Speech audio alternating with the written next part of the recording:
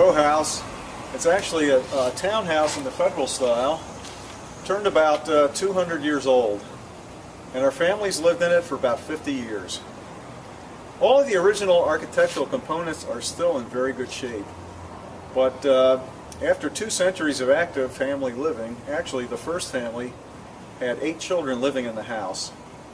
It needed a bit of restoration. It's a historically significant house. Joseph Jefferson was the first owner of this house. He's a famous early American actor, and Robert Purvis owned the house. He was a prominent Civil War abolitionist. Over the past 50 years, our family has hired well-intentioned but ill-informed contractors to do some minor but necessary work. And restoring an old building to its original condition takes a lot of in-depth knowledge, patience, time, and skill. And we were frustrated in our search to find someone who had these qualities. But then we saw a new group working on a house down here, the Thaddeus Kosciuszko House. It's a national landmark that's administered by the National Park Service. And then we found out it was Historic Restorations that was doing the job. So we did a bunch of research, and we found out that they did major work on the Peterson House. That's a house down in Washington where Lincoln died. It's also a national landmark. And they did work on St. John's Episcopal Church in Maryland. That church was built at exactly the same time as our house. So maybe we finally found someone who knew what they were doing.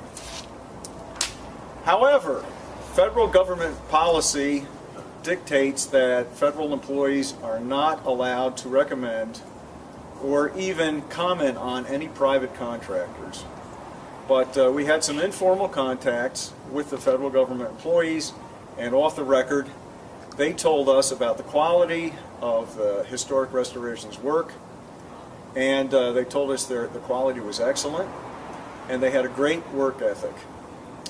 And our contacts were absolutely correct. Also, we could tell from the uninterrupted work down there on the Kosciuszko House that Historic Restorations knew how to deal with governmental bureaucracy, and in Philadelphia, that can be quite a challenge. So, before we got started, we discussed and prioritized our work with Chuck, who was right over here, and listening to make sure that I say everything properly. Chuck and I agreed on a written proposal, and then Chuck and his fellow craftsmen, he brought a bunch of fellow craftsmen with him. They worked on the exterior front and the rear of the house, from the top to the bottom, and you can see they're still working on the roof. They're completely replacing the whole roof, and the back has a porch where they've reconstructed a metal roof. He also did stucco, and he restored the brickwork, including the bricks, and they have restored the cornices also way up top, which you can't see.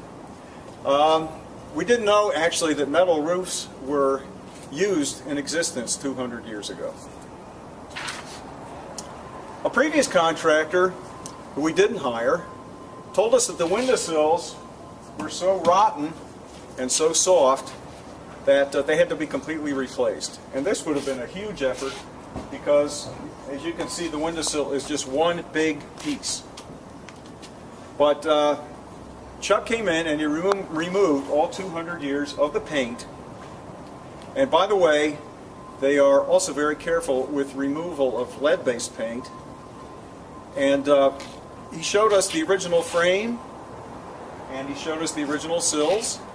They held up so well that they were as hard as the day they were put in 200 years ago. And you could still smell, he brought me over, and you could still smell and see the distinctive yellow pine sap that was the original construction of the windowsills and the frames. To restore the windows themselves, Chuck removed them, and he took them to his shop in Lancaster for repairs and for new glass. Actually, it's old-looking glass with the ripples in it. And then his craftsmen reinstalled the windows into the frames. With everything they did, they took great pains to be historically accurate to the smallest detail. The painting, the shutter hardware, the bricks, and even the mortar that he did between the bricks. These were the smallest details that had to be approved by, in every particular, by a very particular historical commission here in Philadelphia.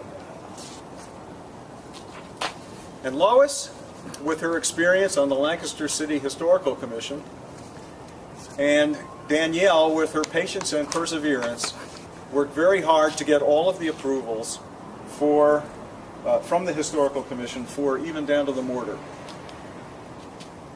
Through the entire project, they kept us well informed. They kept me and my wife well informed. They arrived early. They worked steadily. Sometimes they came early in the morning and worked into the evening or on a weekend, and they cleaned up thoroughly at the end of every day. And they all seemed to enjoy everything that they were doing every day.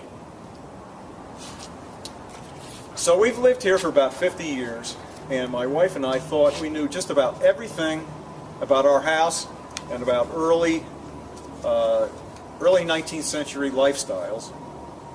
But while Chuck was working, he explained to us things that had puzzled us, and he explained them in simple language. And it was language that we could understand. Things like strange-looking antique hardware, whether it was on the windows or inside the house, or man-made holes in odd places. We already knew where all of the 19th century rat and mouse holes were. So these were man-made holes, definitely. And it gave us insight into the ingenuity, everything that he told us. It gave us insight into the ingenuity of our ancestors to solve the problems that they had for lighting, personal comfort, home security, and so forth. And on a couple of walks around our neighborhood, Chuck's conversations with me showed his in-depth knowledge of many historical American building styles.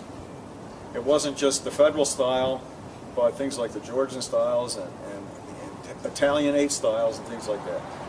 And he always welcomed the inquisitiveness of us and our two very large, in-your-face dogs. I don't know if they had dog houses 200 years ago, but I'll have to ask him. Chuck, did they have dog houses 200 years ago? Yeah. Yes, they did. Okay. So, in addition to the historically accurate, excellent quality of their work and the great work ethic that I mentioned before, I would add that everyone involved with the organization, the Historic Restorations Organization, is friendly and courteous, and they work well with difficult bureaucrats.